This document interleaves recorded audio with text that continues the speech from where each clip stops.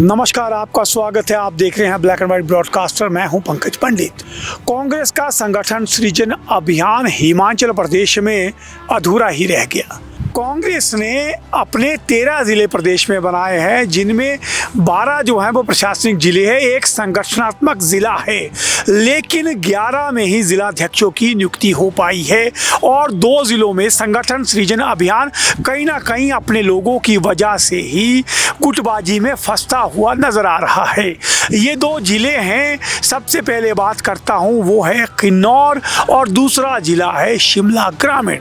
शिमला ग्रामीण की पृष्ठभूमि सीधे हॉली लॉज से जुड़ती है, जबकि किन्नौर में जो है वो एक बार फिर से 2022 वाला दृश्य यानी कि जगत सिंह नेगी बनाम निगम भंडारी होता हुआ नजर आ रहा है। आइए सिलसिलेवार शुरू करते हैं इसकी एक झलक। सबसे पहले चलते हैं किन्नौर जिला में, लेकिन उससे पहले आप ये वीडियो देखिए। अगर हमारे जगत सिंह नेगी को दरकिनार किया जाता है, विकल्प खुले हैं। अगर शाम तक टिकट का अनाउंसमेंट होता है तो हम सब कांग्रेस पार्टी के कार्यकर्ता हैं, कर्मठता से हम लोग जगत सिंह को जिता के लाएंगे। अगर उनको टिकट नहीं मिलता है, विकल्प खुला है। हमें कांग्रेस पार्टी से कोई लेना देना नहीं। हम जितने भी हम लोग यहाँ हैं सब किसान लोग हैं, हम लोग सब सामूहिक किसान और हम लोग सब किसान हैं। ये कोई ऐसा नहीं है कि कोई हमारी सरकार आएगी तो हम रोटी खाएंगे, सरकार नहीं आएगी तो हम भूखे मरेंगे। ये वीडियो उस दौर का है जब 2022 में किन्नौर में टिकट के लिए जगत सिंह नेगी, जो वर्तमान में प्रदेश सरकार के कद्दावर मंत्री हैं, उनके सामने निगम भंडारी थे और टिकट को लेकर के एक दौर ऐसा आ गया कि जगत सिंह नेगी के समर्थकों ने पार्टी तक को धमकी दे दी थी।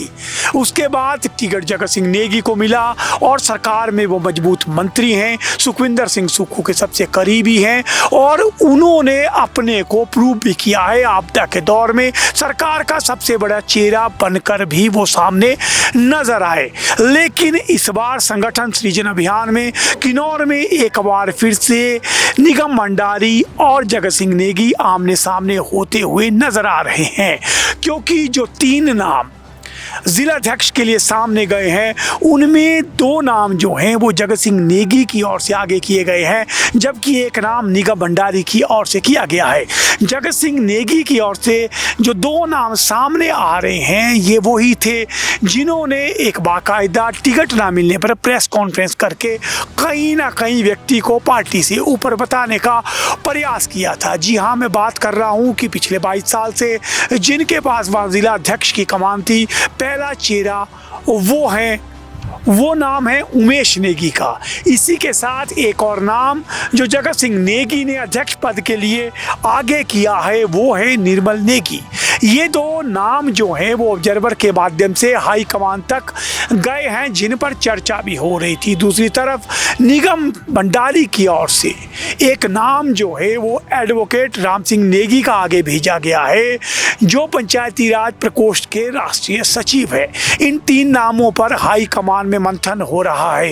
एक तरफ जहां नेगी समर्थकों का ये वीडियो जो हमने आपको बताया ये हाईकमान तक पहुंच गया है और जो वायरल भी हो रहा है, दूसरी तरफ अगर मैं बात करूं निगम भंडारी की तो एक समय ये भी लग रहा था कि इस गुटबाजी से बचने के लिए निगम भंडारी पर भी दांव खेला जा सकता है, लेकिन अभी तक गाड़ी मंझधार में फंसी हुई है और नेगी और निगम के गुटबाजी के बीच में हाईकमान तय नहीं कर पा रहा है कि आखिर तवज्जो किसे दी जाए। क्या जगत सिंह नेगी जो सबसे मजबूत मंत्री हैं उनके समर्थकों के हाथ में संगठन थमाया जाए, या निगम भंडारी जैसा नेता जिसकी हाईकमान में पकड़ है उनको जो है वो प्रदेश की सियासत में ला करके किन्नौर का जिलाध्यक्ष बनाया जाए। अब ये सब देखना है कि सुखविंदर सिंह सुक्खू इस मामले में किस पक्ष में जाते हैं, क्योंकि जगत सिंह नेगी के वो बहुत करीबी हैं और उनके खासम खास मंत्री हैं। वहीं निगम भंडारी को भी सुखविंदर सिंह सुक्खू ने ही आगे बढ़ाया है और उनके द्वारा लगाई गई पौध है। हाईकमान को देखना है कि क्या वो युवा जोश को आगे बढ़ाएगा या फिर एक बार फिर से उन्हीं पुराने चेहरों पर किन्नौर में दांव लगा करके सियासत को आगे बढ़ाएगा। ये तो कहानी थी किन्नौर की। आइए अब चलते हैं शिमला ग्रामीण। शिमला ग्रामीण आपको मालूम है कि विक्रमादित्य का गृह क्षेत्र है और ये सीधे हॉली लॉ से जुड़ा हुआ मामला है। यहाँ पर भी 3 नाम सामने आ रहे हैं।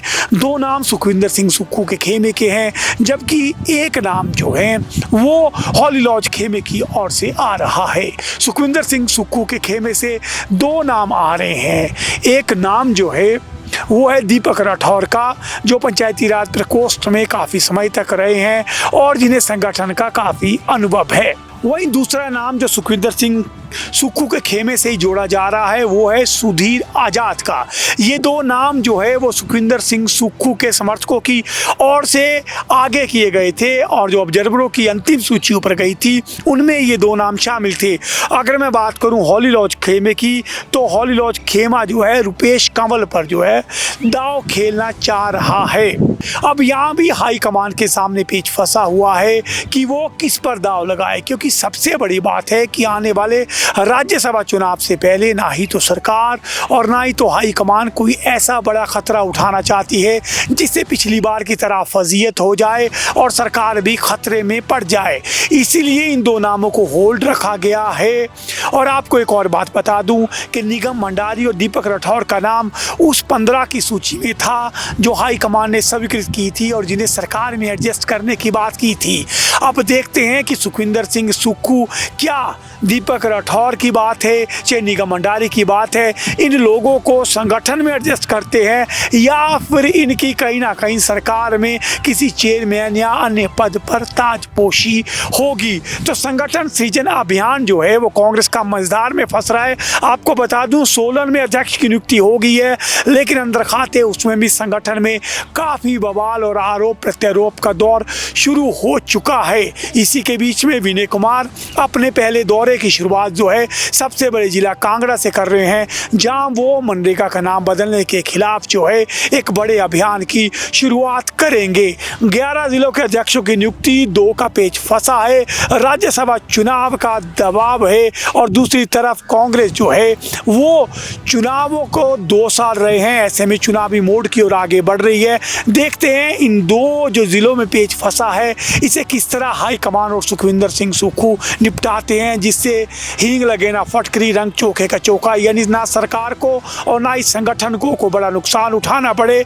युवा चेहरे भी आगे आए और कहीं ना कहीं हॉली लॉज और जगत सिंह नेगी की साख भी बरकरार रहे।